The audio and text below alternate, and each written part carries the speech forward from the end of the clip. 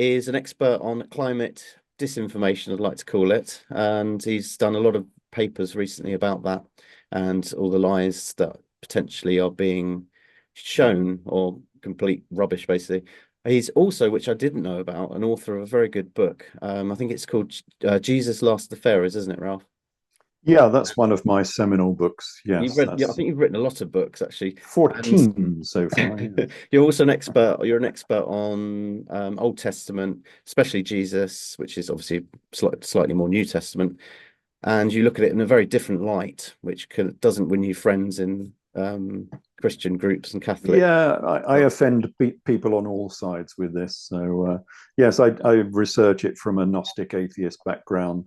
So I don't really have a dog in this fight, and I can consider anything that comes out of the research, which most people will not, of course. They'll turn a blind eye to it and Yeah. forget they ever saw that particular chapter or paragraph or whatever, and they won't write about it. But I One do. of one of the best books I've read. I'm not that knowledgeable on it all, but is the Graham Hancock Fingerprints of the Gods, and yeah, a lot of stuff makes sense. And what I do like about yourself, especially, is you're very much evidence based, and you will Hmm.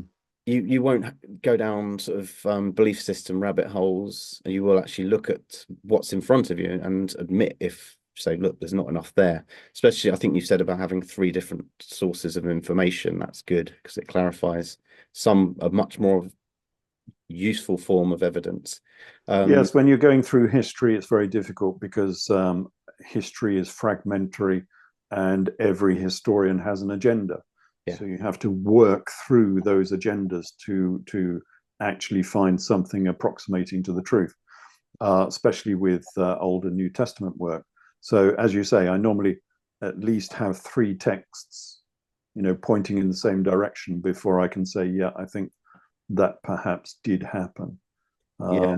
Yeah, if you just take the Old Testament text, you're going to end up with a very biased view of history. And it's the same with anything. If you want someone to do some work at your house, you generally get three quotes, don't you? Oh, It's absolutely. I mean, you've only got to look at modern news media. I yeah, mean, we're just as guilty in the news right now. If you look at the BBC and CNN, and then tune into Fox, and you'll get an entirely different story for the same events. They're both reporting on the same trial or events or things that have happened, and you get two entirely different perspectives depending on who you're watching. but And so, when I met you, there was a guy that was doing self-defense or self-protection really, and he mentioned that story about I don't know, I was actually out the room halfway through it, but there was nothing really much, just a fight or something at Bournemouth College or something, and it ended up like 10 people stabbed, and yeah, that is it was not. unfortunately Yeah, it was not reported well at all because it didn't accord with the agenda. And yeah, the same happened in France almost in the same week. They had a very similar event in France, and that was very badly reported. yeah. Well, I mean, just look at everything that happened with COVID. Talk about bad reporting. They were deliberately not reporting the truth Yeah. all the way through that event. So that's the problem with history, because that happened in history with poor reporting, with biased reporting. And somehow you've got to work your way through that in order to come out with something approximating the truth. Which is why in my sort of New Testament, we don't want to go into this right now, but in my New Testament work, um, this image of the pauper Prince of Peace, I think, is totally incorrect. And the guy was actually a real king, because the New Testament says that Jesus was a king. So why not run with that and see what we can find? And I think he was indeed a real king. So that's how you can change the story without the story actually changing. The story is the same, but now this guy is much more important. He's royal. He's not just, a mere carpenter. You've also been an airline pilot for many years. Do you still fly actually? I didn't No, ask. I'm retired. I'm Uh, compulsory retired. I'm too right. old now. I can't fly. You've been flying for a very long time, so you've seen a Mm. lot of things as well. You're a computer engineer, I think, back in the early Yeah, I days. started as a computer engineer. That's how I got into aviation because you need some money to get into aviation. There are no government courses for it. So I used my money that I earned from computer analysis and I turned it into aviation. Oh, brilliant. That's cool. And you also know a lot about megaliths, and you've come up with a very unique way to date the megaliths in terms of it's like astro history or something like that. So should we start Yes. there? Yeah, Oh, we actually, can what have a else do look. you do that I've missed out? No, climate science. Yeah, no, I think we've been through pretty much all of Yeah. it. So yeah, I sat down yesterday and I should have done it a week ago because I didn't realize the amount of information that you know, the stuff you've done. I mean, your book was my ex-girlfriend's favorite book at the time. This is 23 years ago or Oh, something like that. And she was always banging on and always carrying around your book. So I looked at that, I was like, oh right, you wrote that book. Okay. Because I've always wanted to read that book and I couldn't find it on Audible.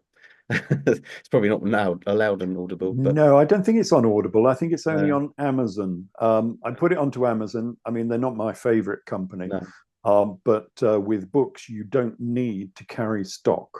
Yeah. They do this print on demand business, so it Yeah. simplifies things for small publishers because you don't have to carry an enormous great warehouse full of stock.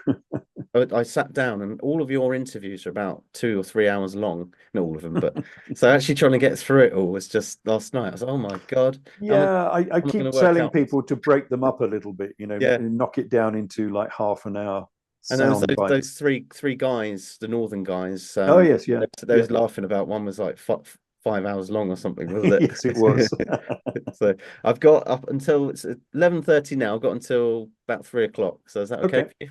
yep. I'll go. We should manage by that, yes. Right. So we're going to start with megaliths. So tell me what you know.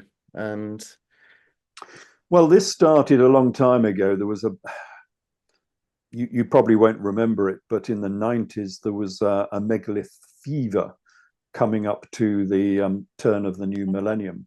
And it was big business. There was a lot of people into this. And everyone was talking about the pyramids and what's going to happen, at the turn of the millennium.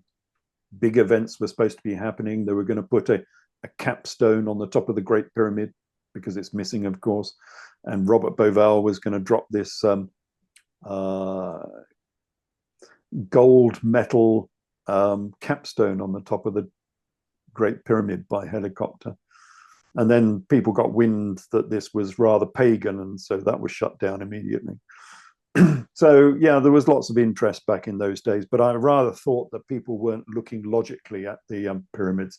There was a bit too much woo-woo going around, you might say, too many bells and spells. So I wanted to look at them mathematically and logically because the first thing I noticed is that nobody was using the right metrology. Now I was, there's another thing I used to do. I was a surveyor. So I'm into metrology anyway. And everybody was using the wrong units. I mean, if you look in the Bible, well, it used to be, I don't know if anyone's produced anything since, which is The Complete Pyramids. Very good book. But they measured all of the pyramids and all of the megaliths in feet, inches, and meters and centimeters, which is utterly ridiculous because that's not what the designers were actually using. And you cannot see, and we'll see in a minute how you can miss things. You cannot see the true design of these pyramids if you don't use the original units. And so that's what I set off to do, and that was in my book. Let's do a screen share so we can bring up some. So that's there's a nice Giza. photo. That's lovely. Yeah, it's a nice photo. I think this one actually came out of Wiki because, of course, I mean, I've been to the pyramids 5, 6 times, but the trouble is if the weather is not perfect when you're there, you don't get the good picture. So sometimes it's better sometimes to buy in a picture, because I've never seen nice clouds like that over the top when I've been there. It's in a dead, yeah, it's quite. I Yeah, bet, it's quite bet a they've been nice put little in. picture there with a thunderstorm in the background. I bet that's been edited in. Yeah, possibly. Yes, you never know Yeah, nowadays. I've never seen a photo like that. That's my. Yeah, no, that's my one. You see, that's what it always looks when Yeah, I go like yeah, exactly. when I go there. Yeah, you get this Cairo haze all over the Giza plateau. Mm. And so this comes from my book, Thoth, Architect of the Universe, which was written back in 97 or something. So it's quite a long time ago.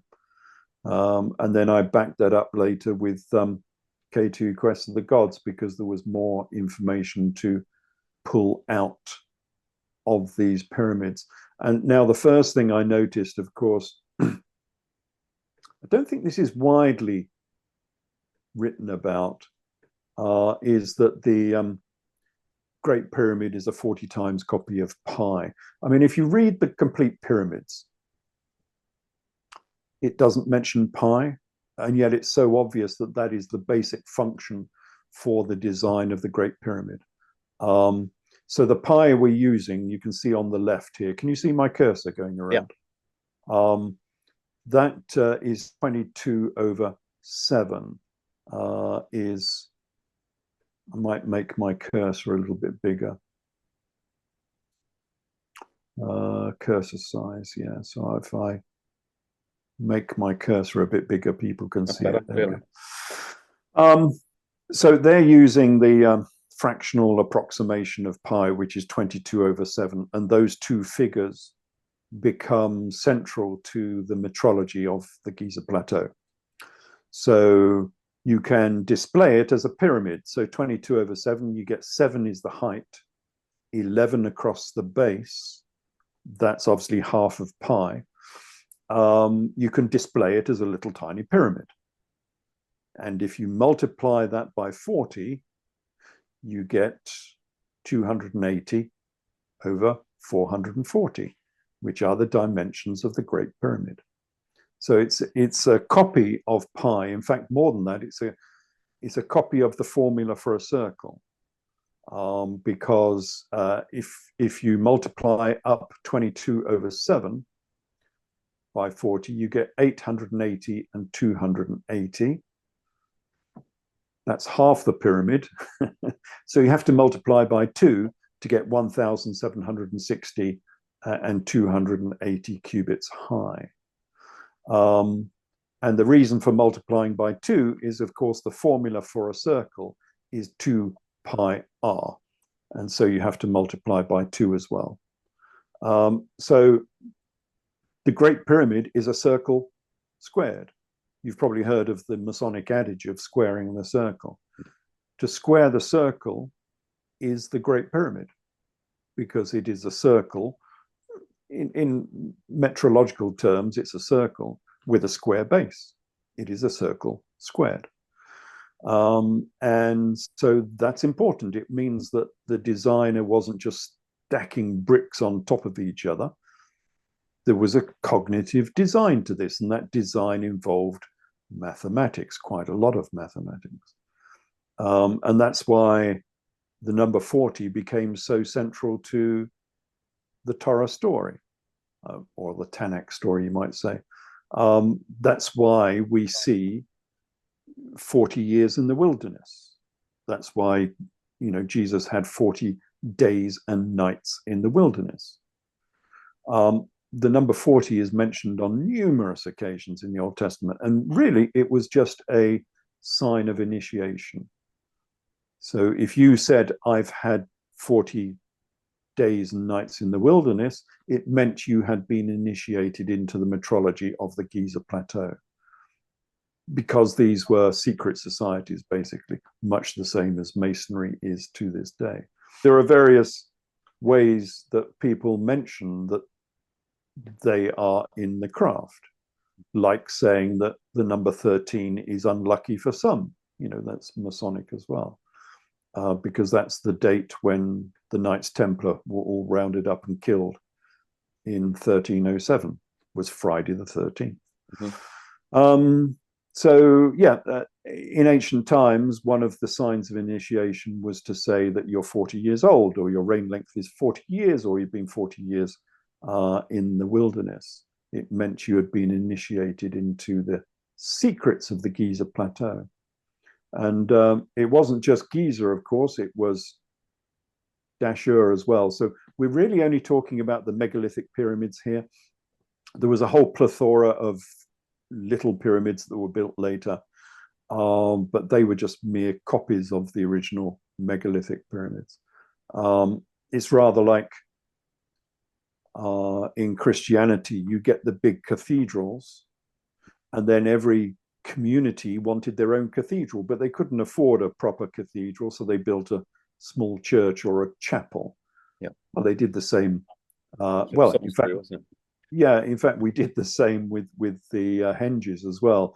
You've got Avebury and you've got Stonehenge, and then every community wanted their own smaller version because they couldn't afford a big one, so they made a small henge, and that's why you get this multiplicity of small henges all over the country. Well, they did the same with the pyramids, and you get these small mud brick pyramids. But the ones we're really interested in are these huge, great megalithic pyramids. And one of the things I was interested in game is the metrology of this era of the designer. And nobody has pointed this out. I was the first, and I still am the first to have pointed out the metrology of Dashur. And it's fundamental because they've got the rationale wrong for why the bent pyramid looks like the bent pyramid. So here's an image of the bent pyramid. And as you can see, it's got a different angle to the top of it. Now, all sorts of excuses have been made for this. They've said, you know, it was too steep and it was beginning to crack, and there was cracks inside it, and therefore they had to reduce the slope angle at the top to stop the thing from falling down. All of these suggestions that it was mere incompetence, basically. No, it wasn't. This was a cognitive design. It was supposed to be built like that. And I can prove that. So how do we prove that? Well, we look next door. Actually, I don't have a picture of the Red Pyramid. But anyway, right next door to it, we have the Red Pyramid. And this is the Red Pyramid. And if you measure it in cubits instead of measuring it in feet and inches, you will see that it's 420 cubits along the base exactly. Okay, it's a real design in cubits. It's 200 cubits high, nice round numbers again, whole numbers, which means the slope angle is 290 cubits. So it is, if we look at that, the half base, so if we chop it in half and make it into a triangle, it's 210 by 200 by 290. And if we divide those figures by 10, we get 20, 21, 29, which is a Pythagorean triangle. So the designer understood the Pythagorean theorem for triangles. And Pythagoras understood the designer's mathematics. Yeah, so this is a long time before Pythagoras came along. So yeah, Pythagoras probably got his information from Egypt. So the designer of the pyramids understood that theorem. Now, there's not many. I think there's only I forget how many. If you count up to units of 100, I think there's only about 60 or so Pythagorean triangles. So it's about a 1 in 10,000 chance that you'll come out with the figure 200, 20, 21, 29 by sort of chance. No, it's not by chance. This is by deliberate design that they've chosen a Pythagorean triangle. And we know that because the second pyramid up at Giza is also Pythagorean. It's the 3, 4, 5 Pythagorean triangle. So they obviously knew the formula for a circle, they knew pi, and they knew Pythagoras. And they embodied those mathematical functions into the pyramids. So if we come back then to the bent pyramid, the top of the bent pyramid has the same angle as the red pyramid next door. Okay, let's look at it in cross-section then. And if we measure it in cubits again, because we can't do this in feet and inches, we find some whole numbers, but a whole load of rubbishy numbers as well, which is unfortunate. So the base is 360 cubits, which, okay, that's a nice whole number. But then if we look at the bent portion on the top, we get 110 cubits by 115.5 cubits by 159.5 cubits. I mean, it's all not very satisfactory. So how do we make this rather better, more satisfactory? Well, we've got to use the right units. And in this case, we need to use the rod. So we need to discuss slightly how this metrological system worked, because we still use the same system today. Or they do in America. We've gone metric, of course, but in America, they're still on the imperial system. And the imperial system came out of Egypt. It's the same system. So the circumference of the Great Pyramid, if we measure all around the base, the perimeter, is 1,760 cubits. We can see that on this diagram, 440, if you multiply that by 4 sides, it's 1,760 cubits around the base. And we still use that today because the imperial mile is 1,760 yards. And that's not a coincidence. It's because both of these metrological systems are based on pi. It's a function of 22. So you just multiply up the 22 and eventually you'll come to 1,760. And 22, because everyone looks at the imperial measurement system and sort of thinks that it's a load of rubbish because it's based on random numbers, you know. Why do we have all these random numbers? Well, they're not random, they're based on pi. So if you look at the furlong, which for anyone in America watching is how far you have in a horse race is always measured in furlongs. That's 220 yards.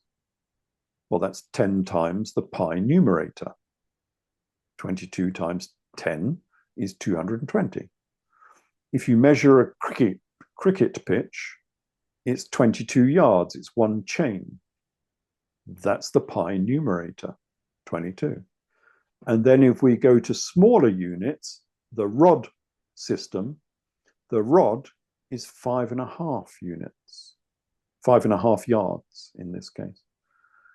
Why on earth would you have a unit of measure that is 5.5 yards? Even Professor Connor, who was a senior professor of metrology, couldn't understand why you have a 5.5 unit rod.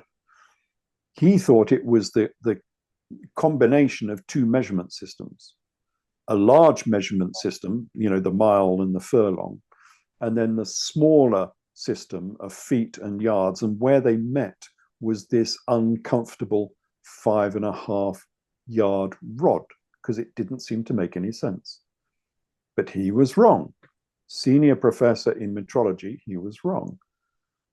5.5 yards, the rod comes from pi. It's a quarter of 22. 22 divided by 4, 5.5. That's where the 5.5 yard rod came from. Now, they used exactly the same length in Egypt. These two systems, measuring systems, are exactly the same. We're still using the Egyptian measurement system, or they are in America, even today. So how do we tidy up these horrible numbers? Looking at the bent portion on the top here, 115.5, 159.5. Well, we use the rod system. We divide by 5.5 and we get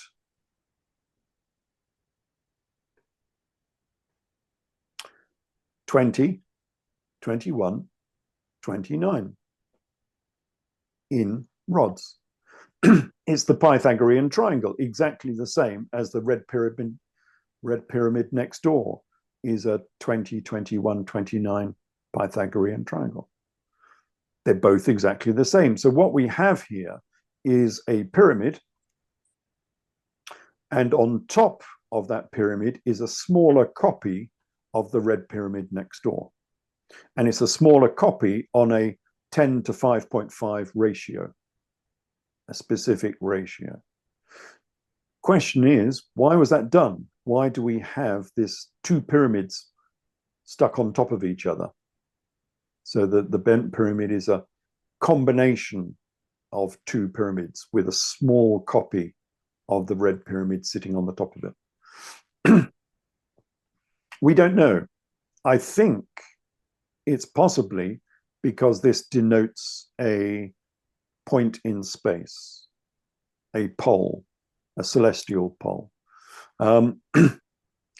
If you look at Giza, it's been well known for a long time that the three pyramids of Giza look like the belt of Orion.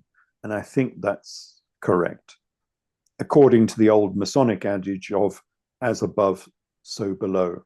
Whatever is present in the cosmos above, we can copy and imitate on the earth below. And so they've copied the belt of Orion in the shape of Giza. Okay, so what about the Dashur pyramids, which lie to the south then of Giza? Well, if you align up Orion and the belt of Orion on a planisphere, and then look towards the center of the planisphere, you get a certain angle. And if you do that at Giza, from the Giza pyramids, and use that same angle and shoot off down towards the south, you come to Dashur.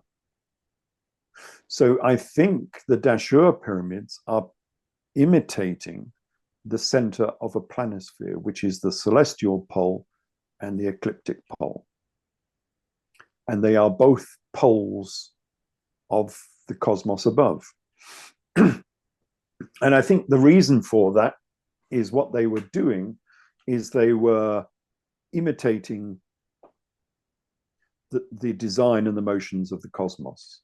So I think what they had at Dashur was a circling ceremony, because on the Exodus, the Israelites did exactly that. On the Exodus, they were circling mountains, circumperambulating around the mountains, as it says in the King James Version. So what were they doing? They were going round and round mountains, but where? There's no mountains in Egypt. People tend to say, you know, that they were doing this over in the Sinai Peninsula, but there's no freestanding mountain. You weren't allowed to touch Mount Sinai, so it was fenced off because touching the mountain was a sin. In fact, it was punishable by death, no less. But they used to have these circling ceremonies around the mountains. And of course, we do, well, we don't, but they do in Mecca, they do exactly the same thing today. So if you go on a Hajj to Mecca, you go to the Grand Mosque in Mecca, and they circle around the Kaaba. And if you look at it from above with all of these people, thousands and thousands of people, circling around the Kaaba, they are imitating the celestial pole. At night, if you look up at the celestial pole, you'll see all of the stars rotating around the celestial pole. And if you take a long exposure camera shot, see this big circle of stars going around the pole. That's what they were doing here, but they were doing it not at Giza, because you can't do it at Giza. There's too many tombs and mastabas and God knows what hanging around, and um, the big causeways and all sorts of things. But here down at Dashur, it's open ground. And you could have a circling ceremony circling around this pyramid, because this pyramid was an imitation of the celestial pole. As above, so below. What you can see above, we can imitate down below. And I think that's what they were doing here at Dashur. So that's Mount Sinai. No, Mount Sinai is the Great Pyramid. Oh, right. So yeah, that's one of the big secrets of the Old Testament is how on earth did the Israelites lose their sacred mountain? So what is their sacred mountain? Well, it's the tallest. Now there's a clue for you. It's the tallest mountain in the region.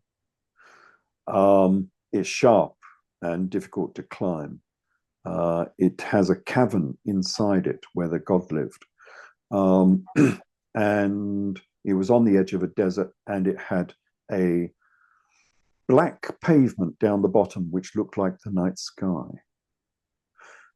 So what conforms to all of those observations about Mount Sinai? Well, it's the Great Pyramid, of course. It's the Great Pyramid that is the largest pyramid, the largest mountain in the region. It is sharp and difficult to climb. It does have a cavern inside it, which was always open because, Strabo mentions it. This was more than 2,000 years ago. He said he described the stone that you lift up on the outside so you could go down to the cavern at the bottom of the Great Pyramid. Remember, the upper chambers were not open at that time. All you could do was go down to the bottom.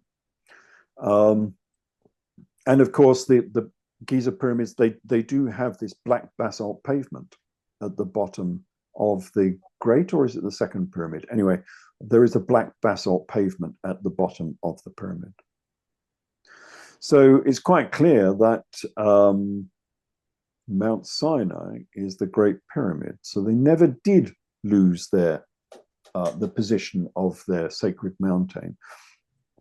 They just didn't want you to know where it was because they wanted to divorce themselves from Egypt and from all of the evils of Egypt, the polytheism of Egypt. They didn't want anyone to know that they'd been venerating pyramids. That wasn't in the modern lexicon of Judaism. They could not admit that they were venerating the great temple complex at Giza. Sorry, Ralph, where does was it Moses with the burning bush? Where does that, that was at Mount Sinai as well. Is that an burning bush, or? Yeah, the burning bush is difficult to explain. I do an attempt at explaining it. It's not entirely certain what they were meaning. The ram caught in a thicket is easier to explain because we've got lots of images of that from Mesopotamia. It was a very famous sacred image in Mesopotamia. Again, it doesn't explain exactly why the ram was caught in a thicket, but we have statues of it, from Mesopotamia. So we know this was a common part of theology. We don't know exactly why we had the burning bush, although we still have it today, of course. We call it a Christmas tree, where we put lights all over the Christmas tree and we make it look as though it's burning. So, we still have the same symbology. Would there have been plants on that somehow? But it would have been capstoned and covered, wouldn't it? The Great Pyramid. If the weather was better, it was on the edge of a desert, there might have been plants on it, maybe. Well, it's called Mount Sinai, means the thorny pyramid. So, I doubt if there was ever plants on it. I mean, it's a very, very dry, inhospitable part of the world. But what I do think it had is I think it had a set of steps that went up to the top. Because I think there was always a platform on the top. And it was on that platform that they were carrying out some of these burnt offerings. And that's why there was these references to Mount Sinai being on fire, because there would be smoke coming off the top of it. Now, the reason I think that there was a set of steps up the side of it, of course, all the casing blocks have been taken off now, so you can't see any reference to any steps, is that the Great Pyramid would have been the greatest astronomical observatory in the whole of the world.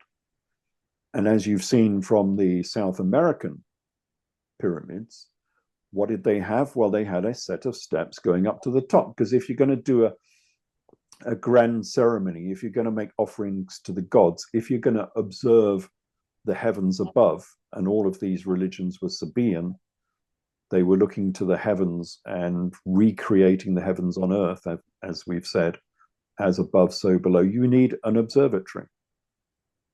And there would be no finer observatory in the whole of this region than the top of the Great Pyramid. So I think that platform was always there on the top of the Great Pyramid. I think it's the unfinished pyramid. That's why on the back of the dollar note in America, you get the unfinished pyramid that is in the process of being finished, with a capstone being put on it. That's why it's that, that is Masonic symbolism, obviously. But if it was unfinished and there was a platform on the top, how on earth do you get there? Well, that's why I think there was a set of steps up the side that were cut into the casing blocks that took you up to the top of the pyramid. That was the stairway to heaven. So you could actually go to the top of the Great Pyramid for whatever ceremony you're going to have, whether it was a roast meat offering or whether it was just observation of the stars. That was the original religion of Egypt, never mind all of the gods that you see, Osiris and Isis and so on. The main religion was astronomy, we would call it today, or you might call it astrology. And people don't know this, but astrology was the central part and the central symbolism of Judaism. We will look at that in a minute. One of the primary symbols of Judaism was the zodiac. And there are loads of the zodiacs around in Judea, ancient zodiacs. So just carrying on with this, how do we date the pyramids? Well, you've all heard of Robert Schoch and his weathering of the Sphinx enclosure. While that's sort of valid, the problem with that idea is you have nothing to compare it with. You just have some erosion. But unless you have something to compare it with to get a rate of erosion, it's really not much good in terms of getting an age for the pyramid. I think this method is much better in that Sorry, was that with the Sphinx? Is that the one where he sort of said it was water erosion? Yeah, he said it was water erosion on the Sphinx enclosure, and it is heavily eroded. But you can't gauge an exact date from that because you don't know the rate of erosion. Yeah. Here, we do know the rate of erosion. So this is the base of the Great Pyramid. And the pyramid actually sat on this enormous great pavement, limestone pavement. And I've drawn where the casing blocks used to be. So the casing blocks used to come down and end just there, where the arrow is pointing. And so all of this ground on the left side, that was all busy eroding from the feet of pilgrims, and the weather and whatever was eroding the pavement on the left-hand side. But then 1,000 years ago, someone came along and stole all of the casing blocks. And now the right side could also start eroding. So we have a differential between the left side and the right side. The left side was always exposed. The right side was not. And I think there's at least a tenfold difference between the erosion on the right side and the erosion on the left side. And if the casing blocks were stolen 1,000 years ago, that means the pyramid must be 10,000 years old at least. So here we do have an erosion pattern, where we can guesstimate the age of the pyramid. And here's another view of it.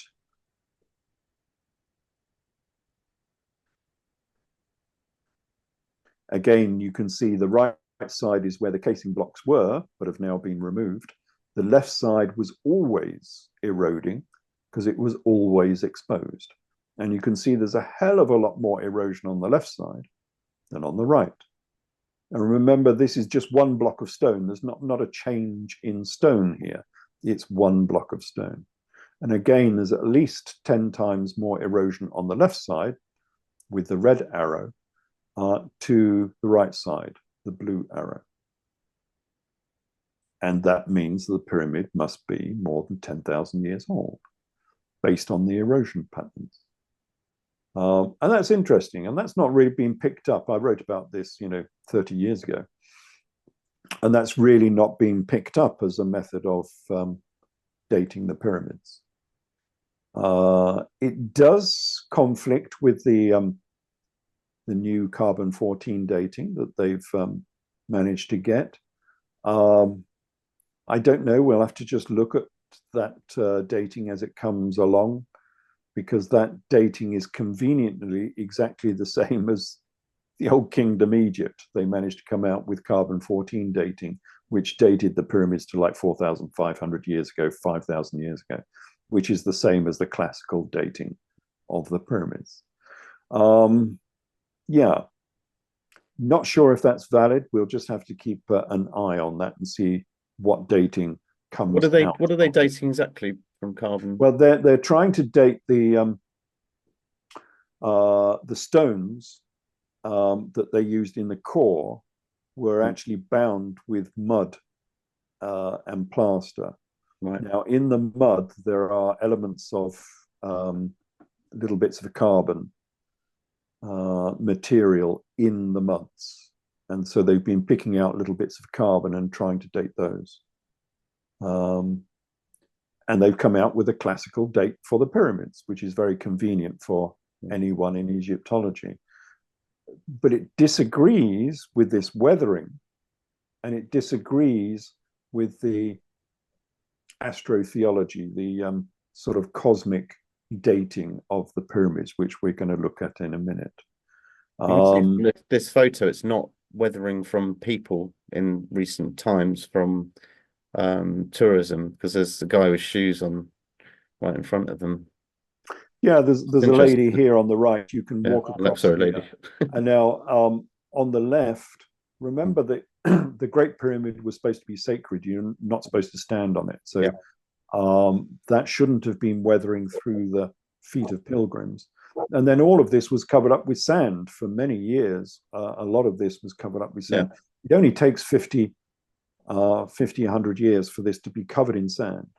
And for many thousands of years, all of it was covered in sand, because we have a record from Tutmosis III when he uncovered the Sphinx. So we know that these pyramids were not always looked after to the degree that they are today. Yeah.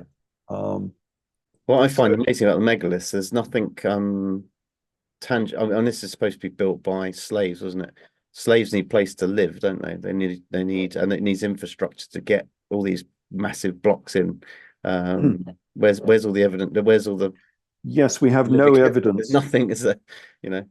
Even in, I think it was you actually, on one of your videos, said they dated Avebury with deer antlers and stuff like that, which is just not great, is it? So. Yeah, that's a problem with the carbon-14 dating. As you say, at Avebury, they were dating artifacts in the bottom of the trench. But of course, when Avebury was active as a religious site, you would not be allowed to drop things in the bottom of the trench. Yeah. They would have to be clearing out the trench every couple of 100 years or so in order to stop it infilling. Yeah. And so if you're finding artifacts in the bottom of the trench, that is from a period when the site was abandoned, not from when it was constructed. It's like dating the construction of my house just based on the rubbish I'm putting out. Yeah, and your rubbish could be 100 years after the house was built. Yeah. If it's an old house. So yes, you have to be very careful about what you are actually dating. The only way you could date, say, Avebury or Stonehenge is to lift one of the stones, one of the massive megalithic stones, and see if you could find something underneath the stone. But when they did that back in the 50s and 60s, when they were propping Stonehenge back up again, because a lot of those stones have actually been lifted, they found that the sockets that the stones were in were remarkably clean, which is unusual because you can imagine when the people were building this, you would imagine enormous great pit props and levers and God knows what to, put the stone in position. And yet there was none of that was evident underneath the stone. So what is there to date? If there's no wooden artifacts underneath the actual stone itself, anything else on the site could have been placed there in subsequent centuries and millennia. Yeah. And especially the burials, they were dating some of the burials. Now, these are sacred sites. In the ancient days, you didn't bury people on your sacred sites. Only the Christianity does that, for profit, mind you. In the old days, you didn't bury people on your sacred sites. So any burial you find at Avebury and Stonehenge is intrusive. It's from a later date, so you can't use that to date Avebury or Stonehenge. Going back the pyramids, yes, because the pyramids, there's no burials there either. So well, there's lots of mastabas around it, so there's lots of tombs around the pyramids. Yes, no pharaoh has ever been found in a pyramid, in a megalithic pyramid, and the megalithic pyramids are bare. They're devoid of any hieroglyphs. No pharaoh in his right mind would ever be buried in a tomb that did not glorify his name. So we know that these pyramids were not tombs of the pharaohs. They were a temple complex dedicated to the gods, but dedicated to the cosmos. These were Sabaean. These were star worshippers. And therefore, all of these monuments, these great temples, were dedicated to the cosmos above. That's why the Giza pyramids are built in the shape of the belt of Orion. That's why the causeways point at certain points on the horizon where the sun will rise, as we'll see in a minute. So yes, these are temples. These are not tombs. And we're looking now at the Sphinx. You can see how it was covered in sand, and how the sand was going up the side of the pyramids as well. That's the second pyramid there, covered in sand. So this is only... When was that taken? Well, this is... It's a photograph, so it's got to be sort of early 20th century, I imagine. Probably, 1910s or something like that. Could have been in the late 1800s, when Egyptology was becoming a real thing. And it was buried, of course, up to its neck. Which changes the erosion patterns, of course, because although water erosion will still take place underneath the sand, but there would be no wind erosion. But the reason for posting this is because this head is of a different material to the body. It's of the type 3 strata. So there's various strata in the ground here underneath the pyramids. Type 1, type 2, which ends here at the neck of the Sphinx. And then the head is type 3, which is a much harder stone, which is why the head has survived and the body has weathered. Now, the problem is, let's have another look at Sphinxy. Here he is. How did that little lone piece of type 3 strata get left in that position? So the Sphinx is in a very specific location on the causeway coming out of the second pyramid. And in order for that head to be there, there must have been what they call a yardang, which is a lump of stone just sitting in the right position to be carved into the head of the Sphinx. Now, what's the likelihood of that? If we look around here, how many other Yardangs are there? I can't see any. But there happened to be one piece just stuck in the right position to be the head of the Sphinx. Unlikely. The only way to explain this is that the head of the Sphinx, the rock that was going to be carved into the head of the Sphinx, was dragged there to become the head of the Sphinx. Or levitated. Yeah, or levitated, yeah. Won't go there. Somehow, because this is an enormous lump of rock. I mean, never mind the Baalbek stones, which weighed up to 1,200 tons. This is something like 2,500 tons worth of material before it was cut down, that was dragged into this position, put in exactly the right position on the top of this type 2 strata down the bottom in order to fabricate the Sphinx. So even the Sphinx is difficult to explain in terms of how it was actually manufactured, because it's artificial. All of this, of course, the body is all natural. But the possibility of finding a type 3 lump of rock in exactly the right place for the head is highly unlikely. It must have been dragged there. Is that head original? Because I doubt they would, I mean, the Egyptians came afterwards, didn't they? I don't know. It sort of looks rather small for the body. I think it was probably recarved. It was probably a lion to start. That's what it looks like to me. But and it was recarved at some stage. Because it does look a bit small for the body. Mm. And it makes more sense as a lion. They did a good job if they did recarve it. It's great. Yes, they did. Could have been done at any time, but we don't have any evidence for that, of course. It's only guesswork. So how else can we date the pyramids?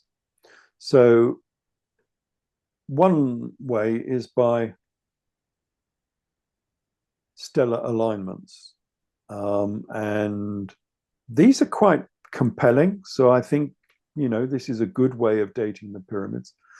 I don't think this is going to move, is it? No. This is supposed to be animated. It was supposed to be a GIF or a GIF. But anyway, we're going to talk about precession, and this is the precession of the equinox. So we've got the Earth, and it wobbles on its axis. It does a proper precessional wobble, the same as any gyroscope will do. And so where it's pointing to will describe a big yellow circle in the sky here. Normally it draws a nice yellow circle, but it's not doing that today. And that's the ecliptic pole. So the north ecliptic pole, yes, which is up by Polaris, which is up here. Sorry, that's the celestial pole. What am I talking about? So Polaris is the celestial pole, and the red spot here is the ecliptic pole. So the ecliptic pole can be considered the like the pole of the solar system, where the solar system is pointing in space. And then the Earth, when it's wobbling, rotates around that ecliptic pole. So you get the two big circles in the sky, what the Greeks used to call the cosmic cart. Because if you can imagine two wheels of a cart rotating, especially if they're intersecting with each other, that's what it looks like in the heavens above. So they called it the cosmic cart. In fact, I think King Arthur had one as well. He had King Arthur's cosmic cart. So they were tracking these movements, and you can track the movements of precession also by looking due east at the vernal equinox, at the spring equinox. And what happens is the constellation that is rising with the sun at the spring equinox changes every 2,000 years or so. And you can see the dates put here. So the dates in red are years. So 2000, well, that's our current date, of course, and we're in Pisces. So we're in the great month of Pisces. And then if we go back in time to year 0, we were just changing at that time from Aries to Pisces in AD 10. That's why Jesus was born as a Lamb of God, but became a fisher of men, because he was born under Aries, but that very quickly turned into Pisces, a fisher of men. That's why the symbol of Christianity is the fish. That's why the Pope wears the fisher ring. And then if we go back further, 1000 BC, 2000 BC, well, about here, 1750 BC, we changed from Aries going back into Taurus. So then we went back into Taurus. This is Taurus here. And then Taurus went all the way back to 4000. It was a very big constellation, so it went back a bit further to 4500 BC. It was the age of Taurus.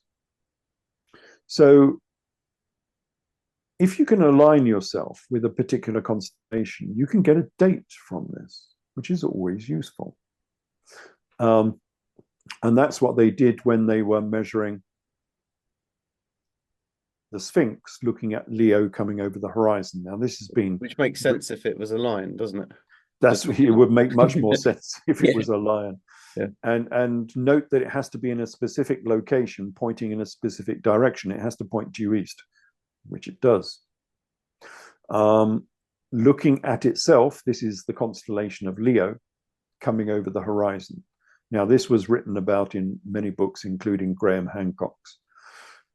And this will give us a date.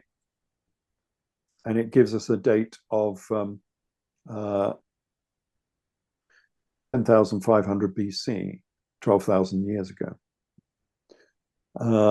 It's a rough date because Leo is quite a big constellation, and you don't know if they were taking the beginning of Leo or the end of Leo. You know, there's 2,000 years between the beginning and the end. But anyway, we get Leo, the Sphinx looking at Leo, and that would date, if they were using precession to date the Giza Plateau, that would date the Giza Plateau to about 12,000 years ago. I make a slight amendment to that because they're using the second pyramid causeway, which doesn't point due east. It points at the cross quarter, which is 14 degrees off from due east, and that will give a slightly different date. It's 1 month difference in terms of observation, which is 2,200 years of difference. So instead of having, say, 12,000 years ago, I make it 14,000 years ago, 14,500 years ago. It's only a slight difference. It's the same technique, but we end up with a slightly different date. But then we can use Dashur. We were talking about Dashur and how it lines up with Giza. Well, this is what I mean by that. So on the right, we've got an image of Giza, the 3 pyramids of Giza, which seem to be aligned very much like the belt of Orion. And if we take an angle out towards the Dashur pyramids, we come to the red pyramid and then the bent pyramid. And we can do the same on a planisphere, and we can come out from Orion and we end up at the ecliptic pole and then the celestial pole. Okay, so we could have a layout, a planisphere layout here in the sands of Egypt. The only trouble being is that this is not the view that we would get today. So this is the layout of the pyramids. And if we were going to look at the celestial pole today, it would be over here. It would be in a very different position. But that's interesting because we can use the difference between the celestial pole where it was then, where it's indicated at Dashur, and where it should be now to give us a date. And that date turns out at being about 14,000 years ago. So the planisphere date for Giza and Dashur is very much the same as the Sphinx looking at Leo. It comes out with pretty much the same date, 14,500 years ago. If you can imagine on this layout here, the ecliptic pole stays the same. So that's the pole of the solar system. That remains the same. And the celestial pole, the pole of the Earth, where the Earth is pointing, rotates around it in a big circle. And that's that big wobble of the Earth as it precesses on its axis. And it precesses very slowly at 26,000 years per rotation. Okay, and from that, of course, we can measure a date from it. And as I say, it was 14,500 years ago. And, you know, if you were building a project like this and you had this information, wouldn't you encode that information into your big design project? I certainly would, you know, rather than just carving your name into the side of the pyramid, you would encode mathematics and maybe celestial motions into your grand project. Well, we know they encoded mathematics. We've already seen it. Pi, Pythagoras. Pythagoras twice, because the Dashur pyramids are Pythagorean as well.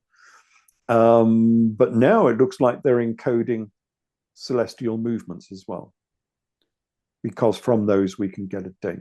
And that is, I think, the date they were giving. This is what it gives. And the interesting thing here, so this is a graph of precession. So precession goes round in degrees of a circle, of course, from 0 up to 360 degrees. And then when it gets to 360, it goes back to 0 again. That's why we end up with this sawtooth pattern in the red. And then on the bottom, we've got years. So 0 is today's date. And then we go all the way back to 100,000 years ago. Might as well, you know, see how far back we can take this. And so the blue lines going down here are with Leo as the prime meridian. So when the Sphinx can look at itself, Leo coming over the horizon, and we see the first instance of that is 14 and a bit thousand years ago, 14,500 years ago. Remember, that's the same date that they were finding in Hancock's book, you know, not Chariots of the Gods. What did he write? Fingerprints of the Gods. Fingerprints of the Gods. Had to have gods in it somewhere. Fingerprints of the Gods. He came out with 12,000 years ago. I've just adjusted that slightly because I'm using the second pyramid causeway instead of the due east point. But it's the same idea. So the first date comes out at 14,500 years ago. And you can see that in the blue line there. Now, this is a sine wave, basically. This is a cycle, and that cycle carries on ad infinitum. And if you look at Pierre Lascar, who's an astronomer from Paris, he has calculated precession very precisely back by 26 million years. So it's quite a stable cycle that can be calculated for hundreds of thousands of years and millions of years. And so we can go back to the previous cycle. We don't have to stick on this first one. We could go back to the next cycle, which is 40,000 years ago. Or we could go back to the cycle before that, which is 66,500 years ago. And it's your choice, you know, how far do you want to go back? We don't know which cycle to take. Is it just this first cycle, or do we go back longer? The thing is, when I did my calculations, because you can do exactly the same with Avebury and Stonehenge, we might look at that. I'm not sure if I've got any images of that. No, I haven't. But you can do the same with Avebury and Stonehenge because they indicate precession and obliquity in the same sort of fashion. And Do the major sites link up through mathematics as well around the world? well, I It's know I'm not something in sure that. if they link up because I looked at that. You mean in the latitude and longitude they're on? Yeah, they're Um, kind of linked. I've not found anything. I've seen people that try to link them up, but Yeah. I've not found anything that Okay. jumps out at me. But that they were using specific regions on the Earth because if you Mm. want to know the latitude of Avebury, it's very easy to do. You just get 360 divided by 7, and that is the latitude of Stonehenge Yeah. to the nearest 5 meters. Would that be the same for, I mean, the only sites I really know that are similar, Knowlton, which is linked. That'd be the same for something like that. Well, you've got to That's try and differentiate between the megalithic um, monuments and those that were made afterwards, which are um, just copies because they couldn't imitate those enormous great uh, megaliths. And so they built smaller copies. And I don't know, Knowlton, I would imagine Knowlton is probably a copy. it is quite large. It's nothing compared to Yeah, Avebury's. but does it have megaliths on it? No, not that. Well, it's got a church built on it. Oh, the one with the church in the middle. Yeah, yeah, Yes, yeah. yeah, I know that one. But Yeah, it's only quite small, that one. it's a similar kind of design as I mean, I've seen from your work, you've said it's a basic miniature version of the world, isn't it? The Mm. like the zodiacs and stuff like that. Yeah, so, well, since we're on this topic, I can open these up and we can have a look at Avebury and Stonehenge. Um, so somewhere here.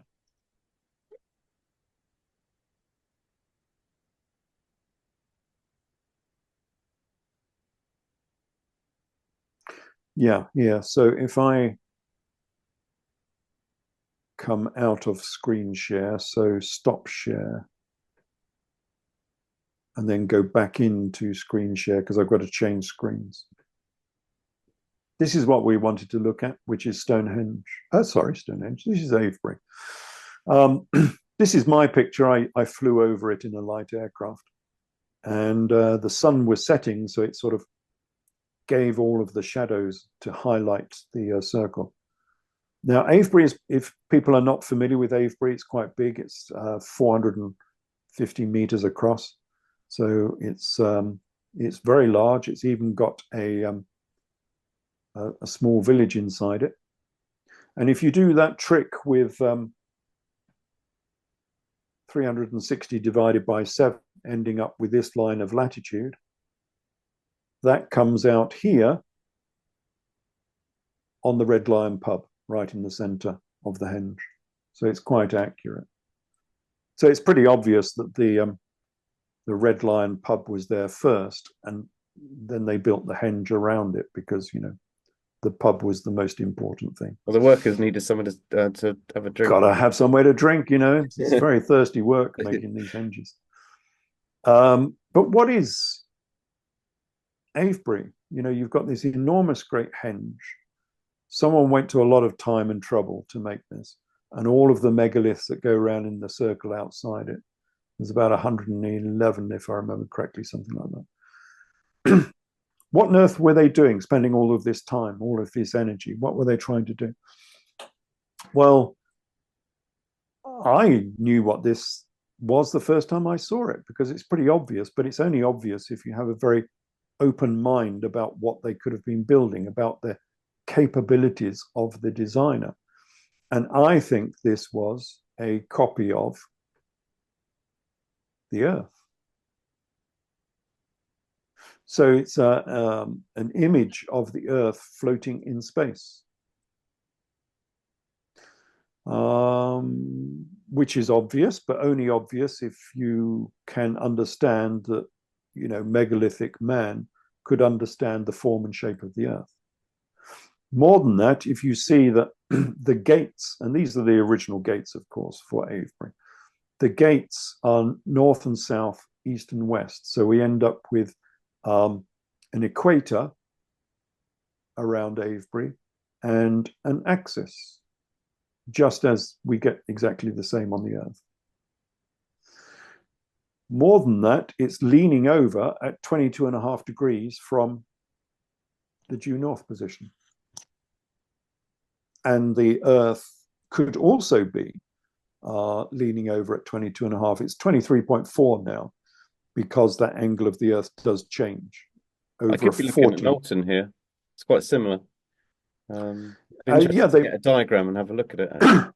They may well have been copying Avebury. Yeah, because it was the most sacred henge in Britain at that time. Yeah.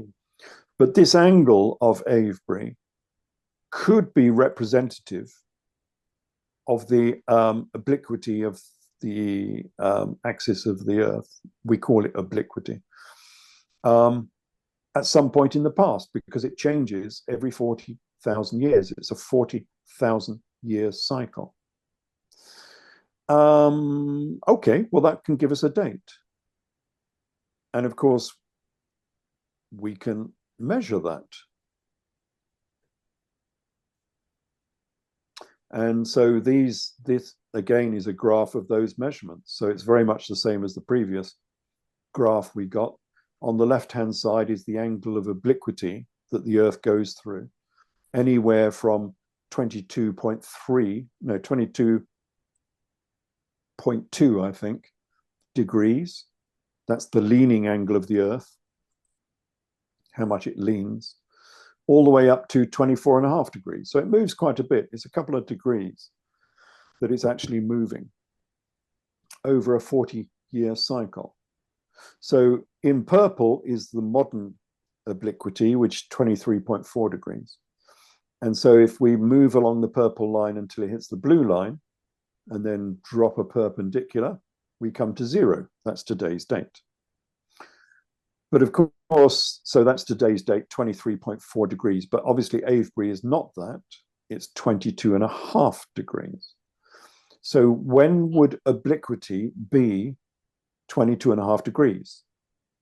Well, again, we've got the data from Pierre Lascar, who's calculated this for the last 26 million years. Again, it's a very predictable cycle that you can trace back into the past. And using his data, the first time we come to 22.5 degrees is 24,000 years ago. So the youngest that Avebury can be, if this is what the designer intended, is 24,000 years ago. That's old. That's very old. The next time is 34,000 years ago here. And the next time before that is 66,000 years ago, which is the same date that we got from Giza, if you remember. The third of the occurrences going back in time doing the Giza dating was 66,000 years ago. So and these are using two different types of dating. At Giza, it was precession of the equinox. Here, it was the obliquity of the Earth's axis. So we're using two different celestial movements of the planet. And the only time they agree is 66,000 years ago. So if you wanted this as one grand project, you know, that all of the megaliths being built at the same time, that same time would have to be 66,000 years ago. A long time ago. And then you have to ask yourself, could these monuments have lasted that amount of time? Because that is a lot of erosion. But mind you, if you look at things like the mortuary temple on the second pyramid, the amount of erosion there is absolutely enormous. I mean, we have 1 meter, 2 meters of erosion on the mortuary temple. How long these are quite substantial pieces of stone. They're made of sandstone. It's quite tough stuff. It's not exactly soapstone. It's not soft. How long does it take you with mainly just wind? Because it looks like wind. It doesn't look like water erosion on the mortuary temple. It's wind erosion. How long does it take to erode away 2 meters of material? Well, if you look at our churches, if you go to Salisbury Cathedral,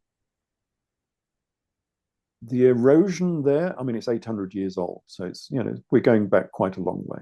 The erosion there might be a centimeter. If you go to one that's made of sandstone, because, Salisbury is made of fairly good stone, it's limestone. If you go to Wells, I think it is made of sandstone. It's not quite such a good stone.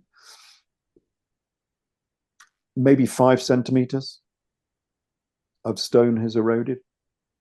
Okay, that's 800 years and not that much has eroded. And that's in our terrible weather as well. So how long are we going to take with wind erosion alone, to erode away a couple of meters of material? What about wind with sand in it? Would that make a difference? To be more abrasive? It would be more abrasive, but I think water is more abrasive than wind with sand. Yeah. And remember, it's quite protected. It's right underneath the pyramid, and then it's in an enclosure as well. And so, okay, it's the wind whistling through that enclosure.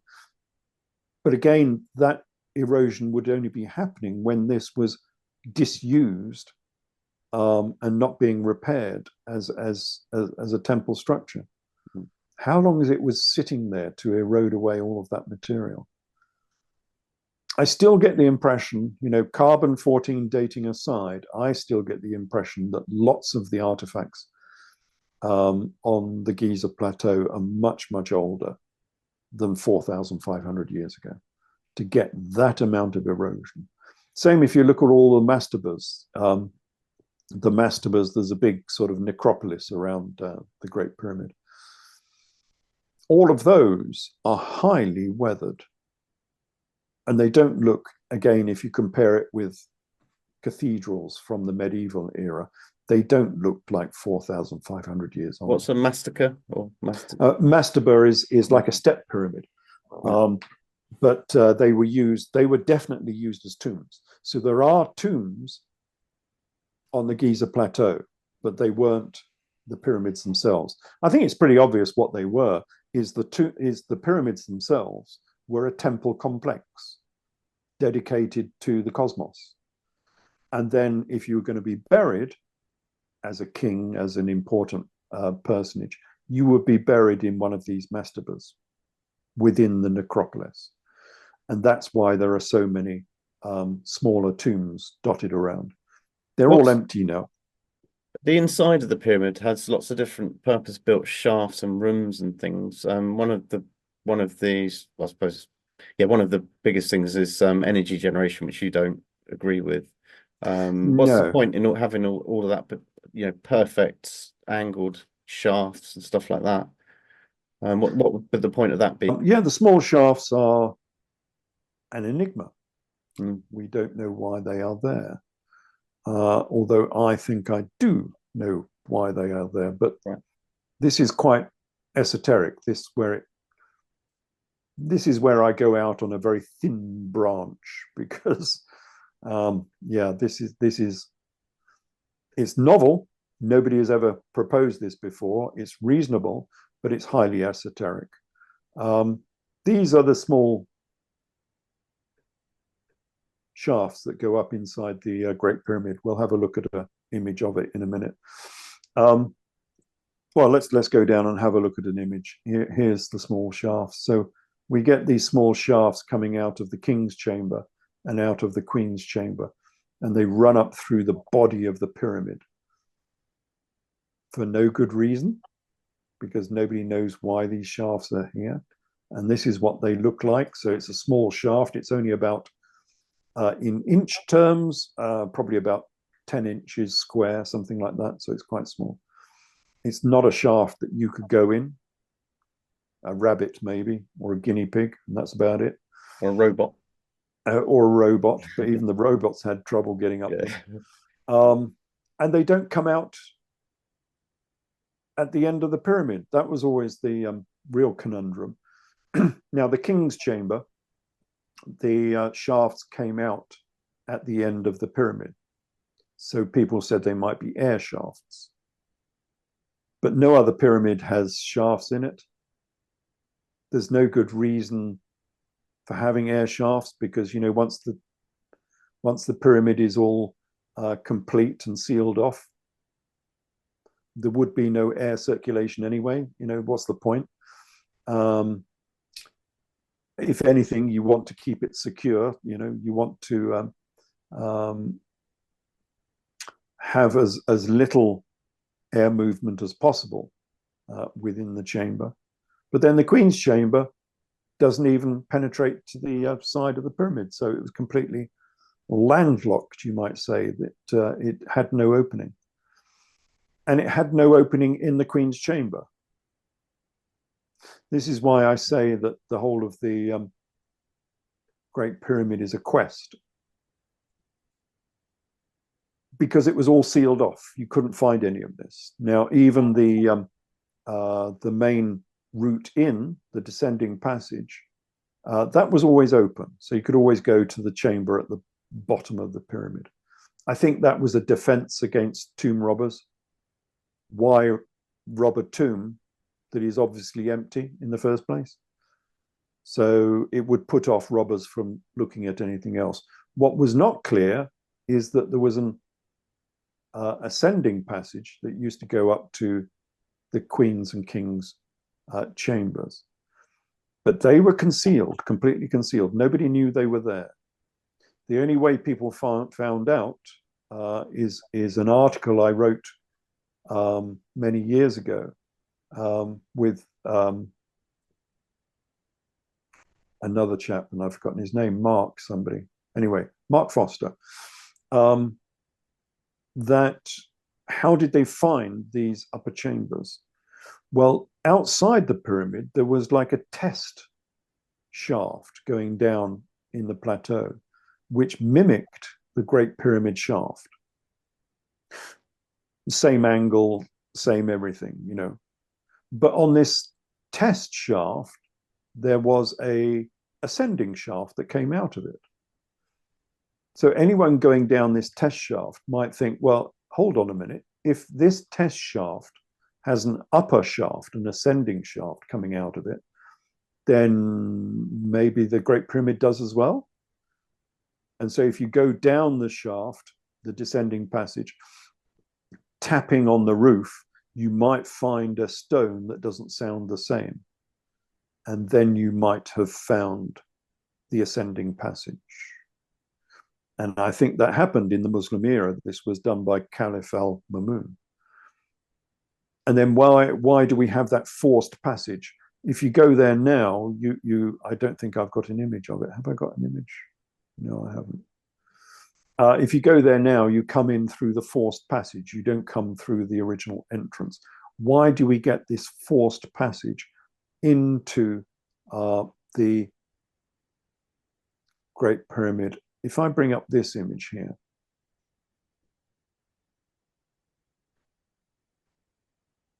so the forced passage, you can see my cursor there, it meets exactly where the descending and ascending passages connect. And the forced passage just goes straight out of the side of the pyramid. Now, they say this was built because the original entrance was unknown, but that's total bollow, because the original entrance was just above the forced entrance. And it was always open. We have a record from Strabo of how to open the door and go down. Everybody knew where the original entrance was. And if people throughout the millennia, including the Romans and Greeks and everyone else, had been running down through the descending passage down into the bottom chamber, that entrance to the pyramid would have been scuffed and marked. So everybody would have known where it was. It would be obvious.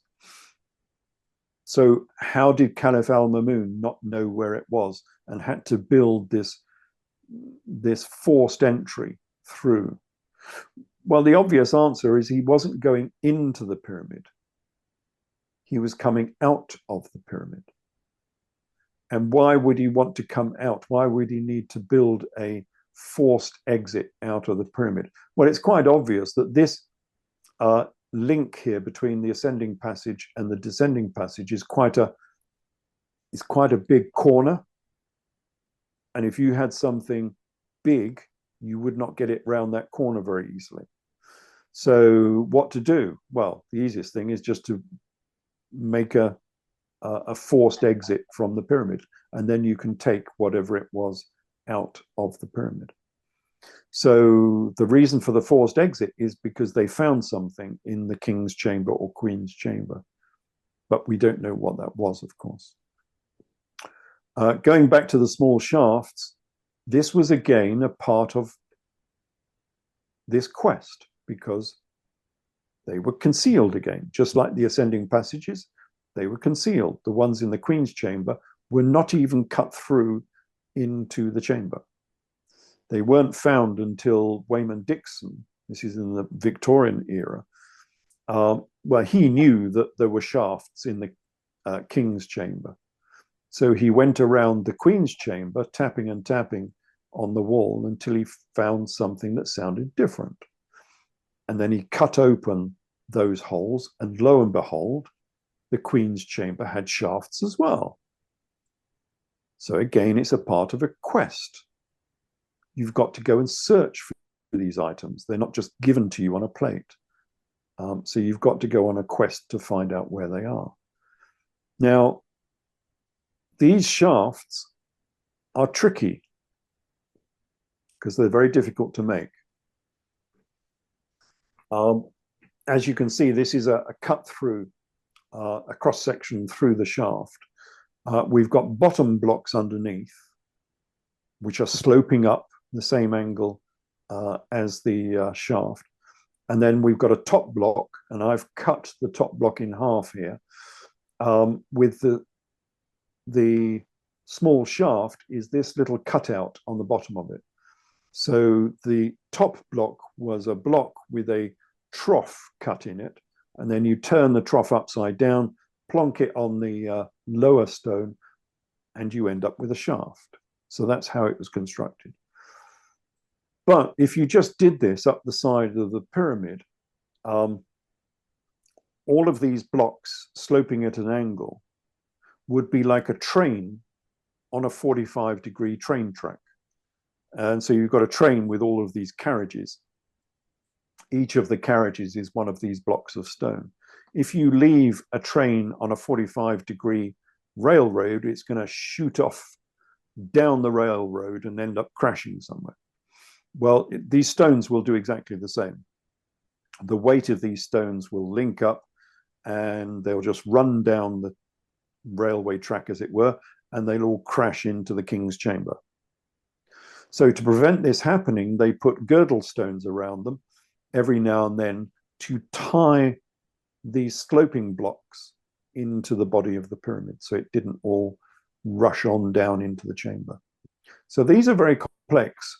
When Gantenbrink went up there with his little robot, he said these are the most complex items in the whole of the pyramid. And making these shafts would have doubled the time that it took to make the pyramid. So these are hugely important because they're so difficult to make that they must have been the most important thing almost within the entire pyramid, which is tricky because what on earth are they for in that case? You know, if they're that important, we don't really know. And of course, as you say, one of the explanations was that they pointed at stars. So this came from one of these researchers who he wasn't very good as a researcher, and he only wrote one book, I think. He only ever had one idea. But anyway, he said that they were star pointers and produced this sort of diagram. You'll see this even in classical Egyptology books now. You'll see this diagram. But it's nonsense for many reasons. Firstly, you've got this pointing at Orion and pointing at Sirius. Well, it doesn't do that. There's like 4 months between the two. So Orion will culminate at the top of its, cycle. And then you've got to wait another 4 months or 3 months before Sirius gets there. So it doesn't happen simultaneously like this at all. Similarly, if we look into the northern heavens, there's any number of stars around there. Okay, now the northern ones will move, of course, so we're not talking about Polaris anymore. But even if we look to 4,500 years ago, where the celestial pole will be, because it moves 4,500 years ago, there's no particular stars that it's pointing at. There's no dramatic bright stars in the northern skies. So as I've put here, this is any star of your choosing. It's not pointing at anything. So the star pointing theory just does not work, and it does not work for another reason, and that's because of the angles chosen. So we can see the angles here. We've got 45 degrees, 39.5, 32.5, and 39.5. So the two Queen's chamber shafts are both at 39.5. And then the King's chambers shaft have different angles. But note that the rise in the shaft in each case is 70 cubits. So these shafts are mathematical. They're not pointing at stars. There's mathematics involved here. Each of them has the same amount of rise from the chamber up to their final point. They're all 70 cubits. And remember, 70 cubits is 1/4 of the height of the pyramid. So it's a specific, it's not any old number. It's 1/4 of the height of the pyramid. So if you add up all 4 of these, you end up with the height of the pyramid. More than that,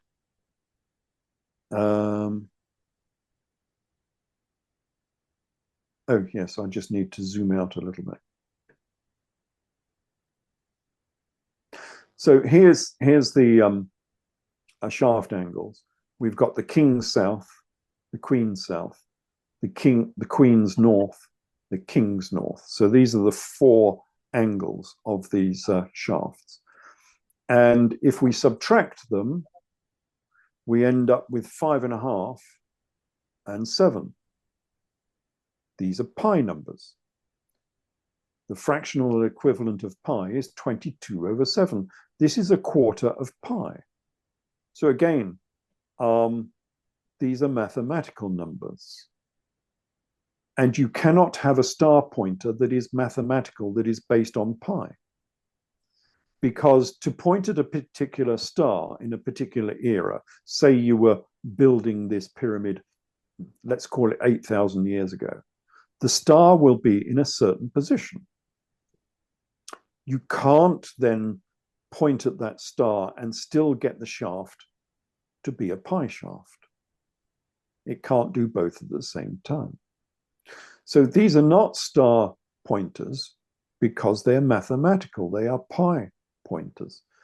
It's a piece of mathematics. And so what are they in that case? What else can these angles be? Why were they so important that you want to put angles there? Well, this is where we go a little bit esoteric, but I think they were drawing maps. You saw for Avebury how Avebury might be an image of the Earth. But Avebury also shows artifacts on the surface of the Earth, indicating that they knew the layout of the continents of the Earth and the lines of latitude. So Avebury has latitude indicators actually marked on the with the stones marked at Avebury.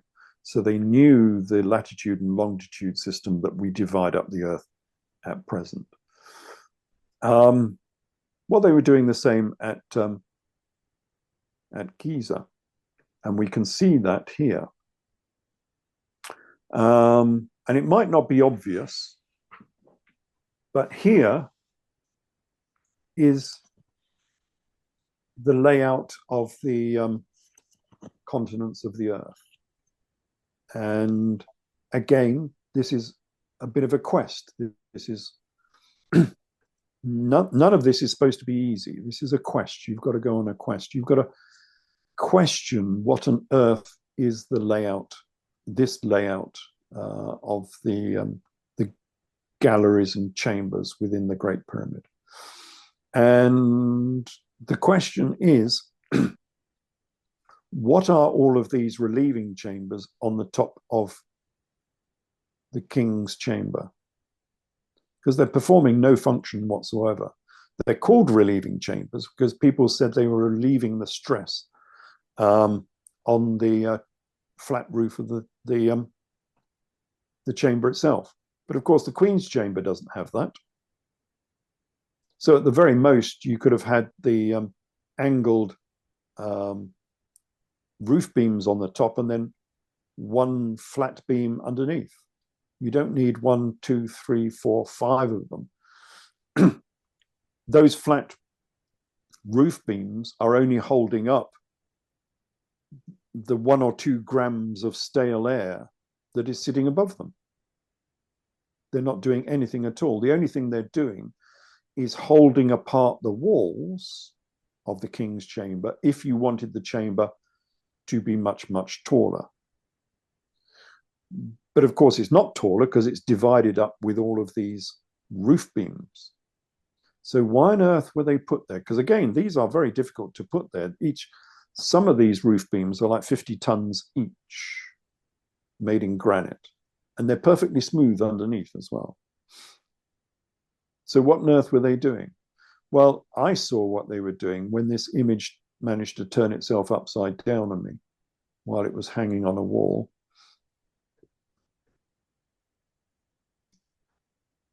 And there we have it. There we have the continents of the Earth. That's what they were trying to draw on this megalithic diagram. And if you can't see it, then maybe we've got to chop the rest of it off a little bit and just look at the bits you need to see, which is this.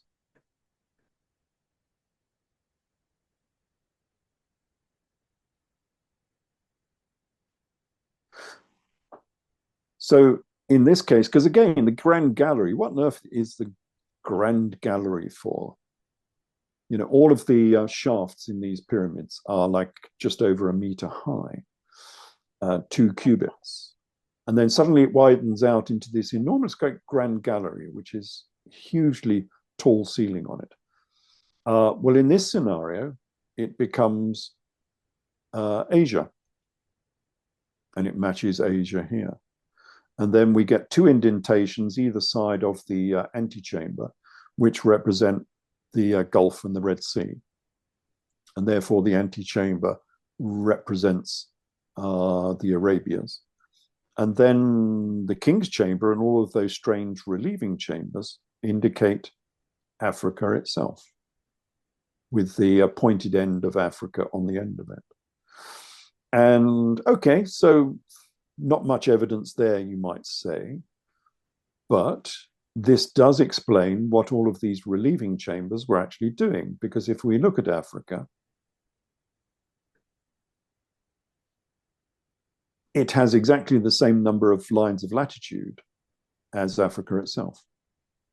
So every 10 degrees of latitude are indicated by a roof chamber within the king's chamber. So we go all the way from 30 degrees north all the way down to 30 degrees south, which is exactly what happens on Africa itself. And remember, the Giza pyramid is sitting on the 30-degree parallel north, is sitting just here. which is the floor level of the king's chamber. And that is what I think they were trying to do.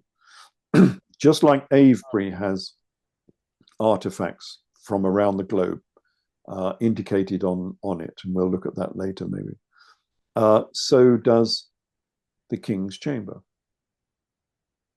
And we can take that a little bit further. Oh, this is just an indication, we've already been through this, that the difference between the shaft angles is 5.5 degrees and 7 degrees, which is 1/4 of pi.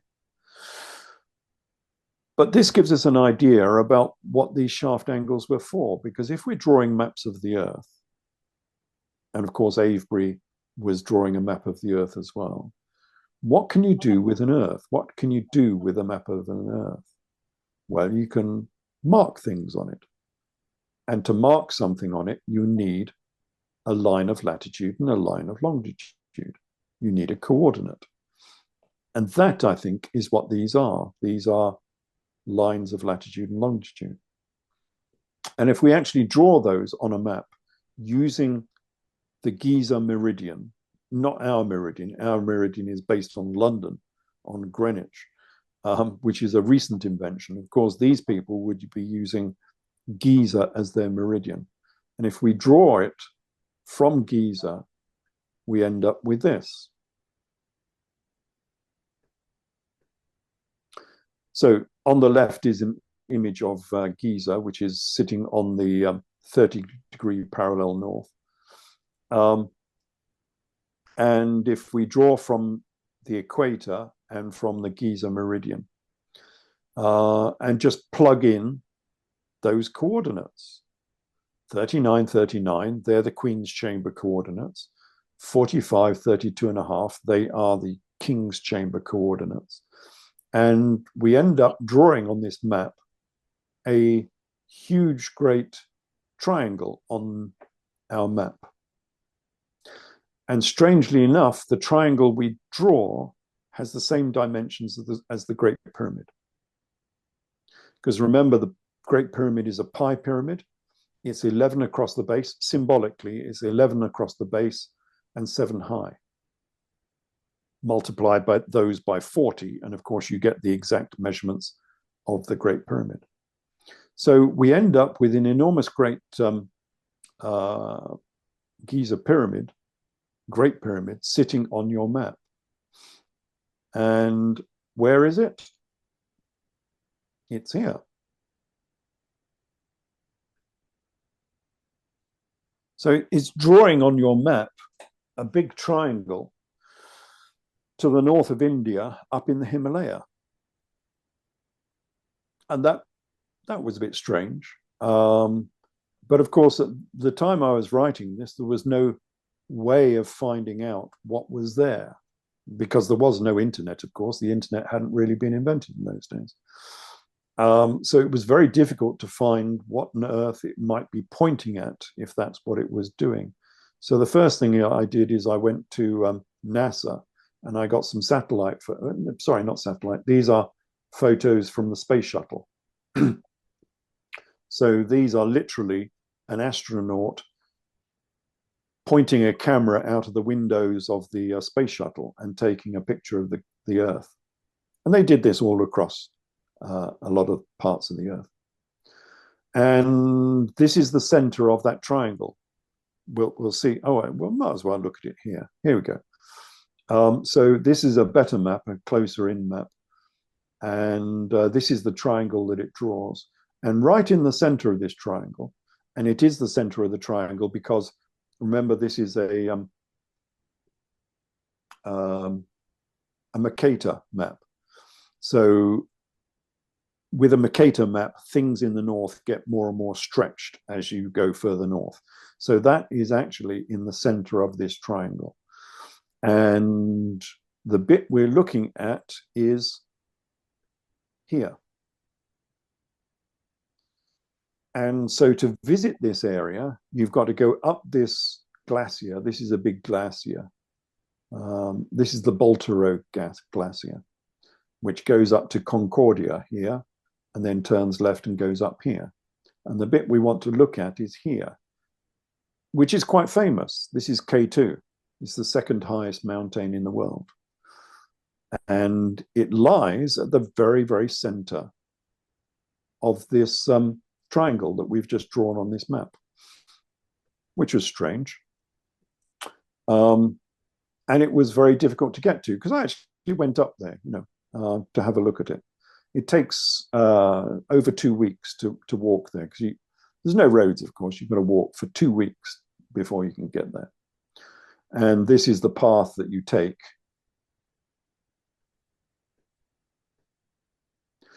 So it's a bit of a narrow path. And you've got to be careful because the drop here is about 2,000 foot if you fall off the edge. And yeah, so it's an interesting hike. And of course, we went up there with a load of porters and whatever to carry the stuff.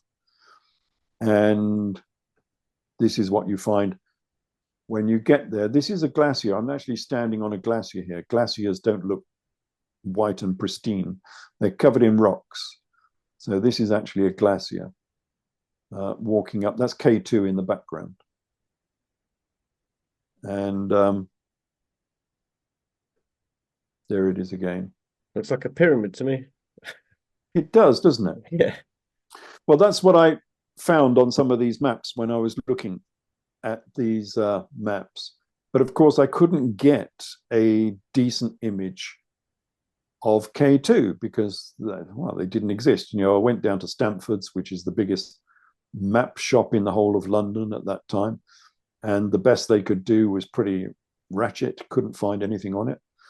But I wanted to find out more. And they said, well, why don't you write to the Chinese? Because half of this mountain is in China. The border between Pakistan and China goes right through the center of K2. So, okay, so I wrote to the Chinese and said, look, do you have any maps of K2? And they said, yeah, we've got a very good map of K2. Do you want to buy it? So I said, yes. This was all done by letter, of course. There was no email. And, 2 months, 3 months later, a letter comes back and they said, oh, it'll cost you $20 or something, which was not bad for me, but it was a lot of money in those days for a Chinese person. In modern money, they were probably charging $500 in Chinese money to get this thing. So anyway, they had no bank communications. There was no IBAN code. So all I could do was get a $20 note and stick it in an envelope and send it off to China and hope that something happened. And then wait for another 3 months. And finally, this tube of maps came back. So I opened the map up, had a look at it, and fell off my chair. Because what we have here is, as I say, it's very esoteric, because bear in mind how I've got to this stage. So I'm not looking around the Himalaya for pyramidal mountains. I've found this by looking at shaft angles in the Great Pyramid, plotting those shaft angles on a map, finding that they point into the Himalaya, finding the center point of that pyramidal construction I made on my map, and finding that pointed towards K2. Then finding a map of K2 and finding that K2 was a pyramid. Not only is it a pyramid, it's a copy of the Great Pyramid. So this is the map that I got back from China, on the left, obviously. And as you see, K2 is a square-based pyramid that is aligned with the cardinal points, the same as the Great Pyramid is. And it's even an 8-sided pyramid. I don't know if people know, but the Great Pyramid is also 8-sided. It has slightly concave indents on each face. The only difference is that K2 is slightly convex. The midpoint of each side points outwards slightly instead of pointing inwards. So anyway, it's square base. aligned with the cardinal points, is all white. And remember that the Great Pyramid used to be all white before the casing stones were stripped off it. And out of the bottom, you will see a causeway at 14 degrees to the mountain.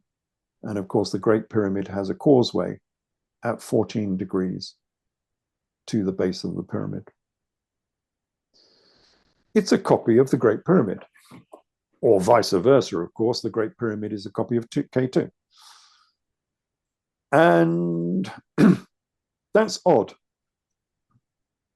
The chances of that happening, I think, are almost zero. But it does tend to suggest that the designer of the Great Pyramid knew what K2 looked like. And you've got to ask yourself how. Did they have people who were wandering around the Himalayas looking at sacred mountains and thereby copy what it looked like? Well, we do have stories about people going up into the Himalaya. We have the story of Bacchus from Greek theology. And Bacchus was up in the Himalaya carving mountains, using ivy wands, of all things, to carve these mountains. But he was going around the Himalaya looking for sacred mountains and carving mountains out. That's one of the stories of Bacchus. And then we have Alexander the Great, who also went up here. So Alexander the Great, when he finished knocking off Darius III over in Persia, carried on with his army all the way up through Pakistan and through into Afghanistan, right up to Alexander the Furthermost. And Alexander the Furthermost is up by the top of this big triangle that I draw on the map in modern Tajikistan. It's up here. But he also went down to Skardu. Here's Skardu. Skardu is where you fly into, or in fact, I drove into, to start the trek in order to go up to K2. Now, Skardu is up at 8,000 foot, so it's quite high up, way up in the Himalaya. And from there, you can start walking to go up to K2. Well, Skardu is named after Alexander. So we've got a fairly good idea that because his name was called Iskander, was the name of Alexander. So we've got a good idea that, you know, some of his people ended up going into Skardu. But to get to Skardu in olden times was extremely difficult. I mean, the Chinese paid for, as a part of their Belt and Road Initiative, I think, have forced a road through into Skardu. But previous to that, well, I suppose there was a track that was made by the British in the late 19th century. But other than that, it was donkey and cart to get up to Skardu. It was really, really difficult to get up there. Even today, to go from Islamabad, which is down here somewhere, I can't see it at present. But anyway, it took 2 days to get to Skardu by car, going around 1,000 hairpin bends to get there. Hugely inaccessible, but somehow an advance party of Alexander's army went up to Skardu. Now, what were they doing there? Well, for some strange reason, Alexander was looking for sacred mountains in the Himalaya. And so they would find a mountain that they would thought was special, and they would have a pithos on the top of it. They would have a Bacchus frenzy, I suppose, fueled by drink, of course, because Bacchus is the godlet of wine and drunkenness and whatever. And so he was doing pretty much the same as I was doing. He was up in the Himalaya looking for sacred mountains. And we don't quite know why. But of course, do remember that Alexander the Great was Pharaoh of Egypt.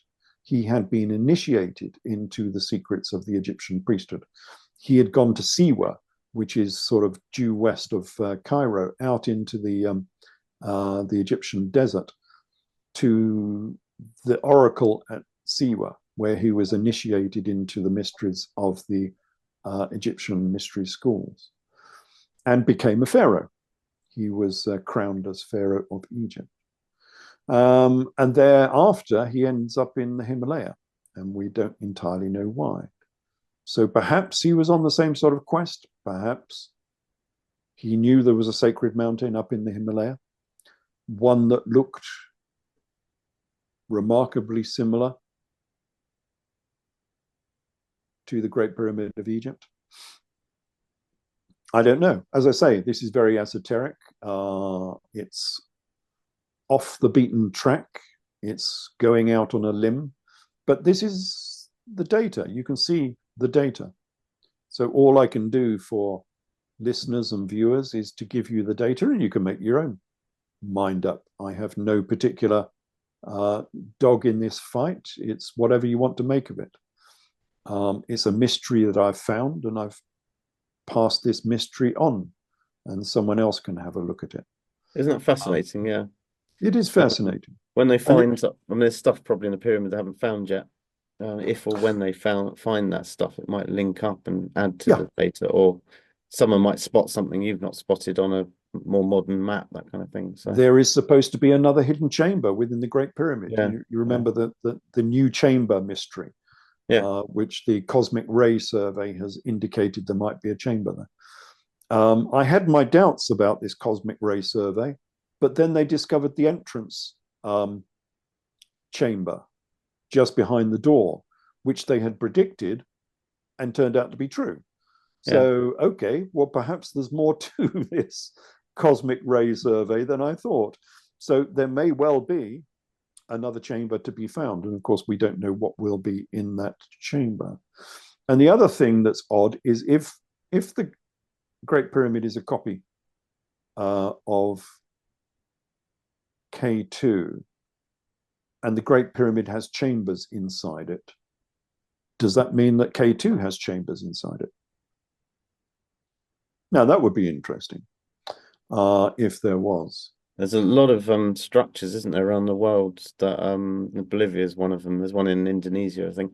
Not Indonesia, somewhere like that, that have been thought of as mountains, and actually people are looking at them now and thinking there's a good chance, there's a good evidence that that's actually been man-made, or at least terraformed into a pyramid. Well, I did sort of say this about K2 because there's a problem with K2. Is we've got two mountains, two pyramids here that are very similar, but they are linked by pi. So there is a fixed distance and a fixed orientation between the Great Pyramid and K2. Now, so that fixed distance, if K2 was like 500 miles further to the west, then the Great Pyramid would have to be out in the Sahara Desert. But it's not. It's exactly sitting nicely on the Nile. So which of these has more latitude to move? You know, because they're fixed. The orientation between the two is fixed. Which can you move in terms of orientation? Well, if the Giza pyramid is fixed because it's on the 30-degree parallel north and it's on the Nile, and then we've got a fixed orientation defined by pi to go and find its bigger cousin, then surely it is the bigger cousin that is artificial. Not necessarily, well, the pyramid is artificial as well, but its position is fixed in a certain location. That would imply that K2 is artificial, that it has been ground out into that shape. Now, that's even more problematic if you go down that little rabbit hole, because it means that, you know, that the second highest mountain in the world has been artificially shaped in order to look like it does. So yeah, if people want to go down that rabbit hole, they can as well, and then you've got to explain how that can be done. Just to So look at that's all the funny mountains like Table Mountain, try and rule out whether it was done by natural process or not. So, well, this one is odd because mm, it it does look peculiar, yeah, um, and it has its smaller sister down in Egypt, which is precisely the same. They are linked by pi. They are linked by a mathematical formula. mm. So it does appear to be a conundrum that needs further work. Now, I uncovered this like more than 20 years ago, um, and nothing has really been done since. What I would like, perhaps, is maybe a better survey of K2 now that we have remote sensing. We can do perhaps, magnetic surveys or um, LiDAR type surveys or whatever to get a much better image of what K2 looks like. So yeah, that was my books, Thoth Architect of the Universe and K2 Quest to the Gods. They're still unique even today. So all of the information is direct information straight out of the ancient texts and straight out of the designs of these megaliths. I've changed nothing. It's just as it is. It's just my interpretation is slightly different to anybody else's. And so if anyone wants to That pick up that information and run with it, then and that's great because it's nice to have these different conflicting views that are based, even if lightly, on some kind of fact. I mean, we're seeing at the moment degradation of freedom of speech. It's one thing, or we can see that with the climate change stuff. This is what it is, mate. yeah, Don't you've got to argue with me. believe it. Yeah, and it's Yeah, this is no what argument. You're not allowed society. to argue. If you Yeah, argue, we cancel you. yeah. I Um, mean, change has only come through. I mean, I saw that Michelangelo. You said about Michelangelo and within the brain on the Vatican.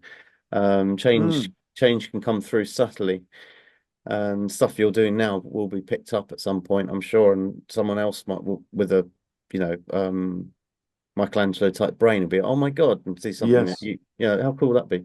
You could change, that could influence the future of humanity. Because let's face it, I mean, the megaliths are massive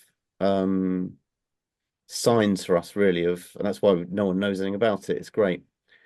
If we did, it'd be, yeah, wouldn't it? So, that's worth looking at actually because it shows people how secrets can be held in plain sight. yeah. You don't need to keep a secret fully secret. You can show it to everybody, but only the initiated, as we were talking about before, only the Mm. initiated will see it. And here is exactly what you're talking about. This is Michelangelo's Adam touching the finger of God. And you've got to wonder why on earth, why is God wrapped up in a load of folds of cloth, for some strange reason? Well, it's as you said, it's because it's a brain. And so, well, you can make many interpretations out of that. So that is a brain, a human brain. And so you could say that God is in the mind, which sort of equates to some of the ancient, religions like the Nazarene religion. They were linking God into the mind of man as well. Um, so it could be what he's indicating here, but I'm sure there's other interpretations people can put upon that. You've said that Christ was around sort of in the AD 60s, 66, I think, with Mm. the fisherman's revolt, which coincided with the Druid revolt. I think it was Boudica. Was it Nero? I can't remember. Yeah, it was under Emperor What Nero. was really interesting was your explanation of the biblical text and the Old Testament and the Santorini volcano, and Mm. the Reed Sea, and that's never sat right with me. Everything I think humans are born with a sort of bullshit into well, some people Yes. are, and I've always had I just know if something's right or wrong. Yeah. Even when I was getting it was global warming back then, being rammed down my throat on news round when I was 7, it didn't sit tight with me at all. And watching your thing, it's like, oh yeah, that just makes sense to some extent. It's not the be all and end all. There's, there's arguments and discussions that could go one way or the other. But yeah, that's good. And it'd be lovely to go through that with you. Yeah, we're being gaslit on many levels. Yeah, I mean, this is ancient gaslighting yeah, in the Old Testament and nothing's New changed. Testament. It's been going on for 2,000 years. Yeah, so nothing is new. All of this is what you've been saying, and it's nothing's changed since Roman times. Because Mm, I mean, you said that Jesus wasn't the he didn't start the Christian faith. It was Saul. yes. I don't know that much about him, but you said he's an arsehole or something, a bit of a narcissist. Yeah. So, and that In kind of both of his that guises, he was an everything up asshole. Yes. about the Catholic Church, Christian Church. I might piss people off there. In general, though, all the hate campaigns that they've done on humanity, generally, if you just look at that, I mean, it's terrible. Really, that's not a world I want to be in, or the people around I want to be in. I don't want to be living in fear. Go over Yeah, there. you've got to stick with that narrative because that narrative came with heavy penalties if you Yeah, didn't stick with it. yeah, The penalty for blasphemy and so on became death, yeah. and that's how they maintained the narrative. Mm. Um, but they crafted this story out of something that was completely different. And so, yes, we can go through that later. I think so. Yeah, it's lovely. Listening to your dating of the megaliths.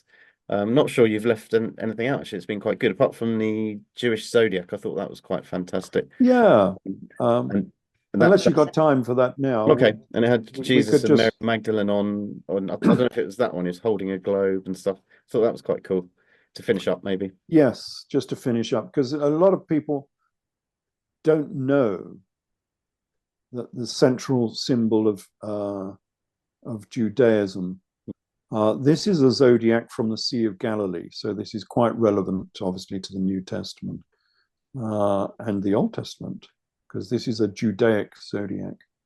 So, Yeah, that's one. yeah, this is the one. This is a Hamat Tavera on the Sea of Galilee, and it's a standard Greco-Egyptian zodiac, the same as we use today. All of the symbols are exactly the same as we use now. But this is 2,000 years old on the shores of the Sea of Galilee. And this zodiac was owned by Jesus of Gamala. Now, Jesus of Gamala Saphias was the leader of 600 rebel fishermen. Now, who was the leader of rebel fishermen in the first century? Yeah, I think we know who that was. And it's an interesting zodiac, because it's processional. The characters go anti-clockwise instead of clockwise, which means it's a processional zodiac. So they were marking the procession of the equinox, which we've just been talking about. So one circle around this zodiac is 26,000 years. The head of Helios is pointing between Aries and Pisces. So that's a processional date. Remember, we can use procession for dating. And that date is AD 10. And that's why Jesus was born as a Lamb of God, but became a fisher of men.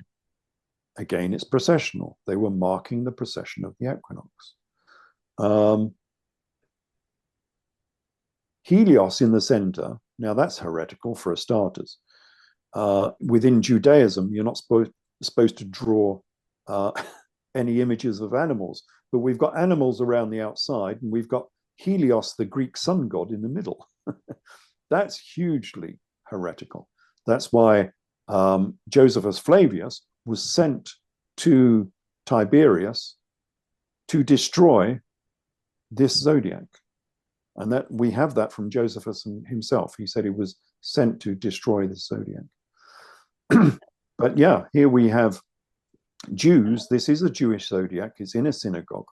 The top register, which you can't see, has the Temple of Jerusalem and the Ark of the Covenant and everything else on it. And here in the center, we have Helios, the sun god. And he is holding a sort of blue-green spherical earth in his gravitational grasp, which means that they understood the heliocentric model of the solar system. So never mind Copernicus inventing all of this. They knew about this way back.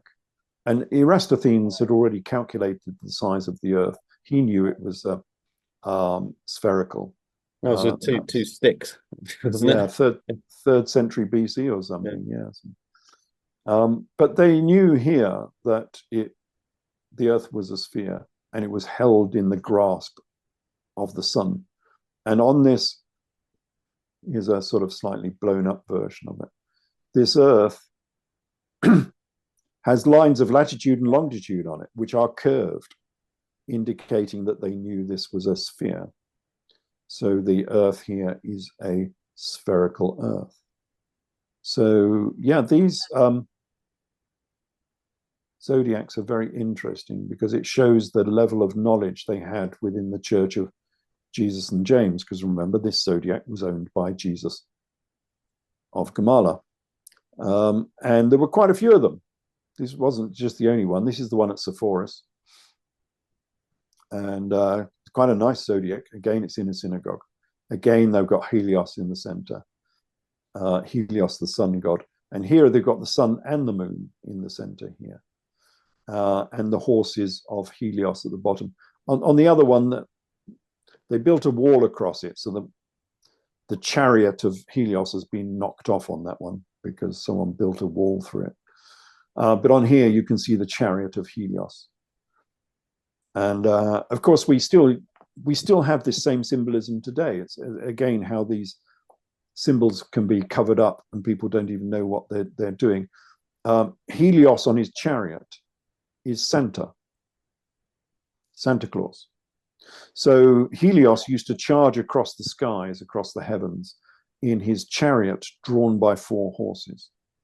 A significant time for Helios was when he went to the south during the year until December the 25th, when he turned around and started charging back again at the winter solstice. And that's when he would give presents to the people, because he would bring the new spring and the new crops and the new season and the new cornucopia. And of course, Santa does exactly the same. They've replaced, and of course, remember, Helios always had a red cloak because he was the sun god. So Santa the chariot has been changed into a sleigh and the horses have been changed into reindeer. But he still gives presents to the people on December the 25th. The same. So Coke was right. Sorry, say again? Coca-Cola was right because they kind of reinvented that, the red Santa. Oh, Coca-Cola, yeah, they did, didn't they? They quite heavily instigated that. Yeah, they did indeed. I'm sure he was green before, wasn't he? St. Nick. Well, some of the, yes, I've seen green ones, but no, I think Helios was always in a red cloak. I think some traditions had St. Nicholas in a green cloak. I'm not sure why that was. But anyway, so that's the Sepphoris zodiac. And this is the Bet Shean zodiac. Now, this is interesting because this is in a Christian monastery, again, on the shores of the Sea of Galilee. So same sort of place. And again, here we have the sun and the moon in the center, surrounded by, now they've become 12 men as months. So the constellations are now months, because I suppose the constellations were a bit too heretical for a Christian church.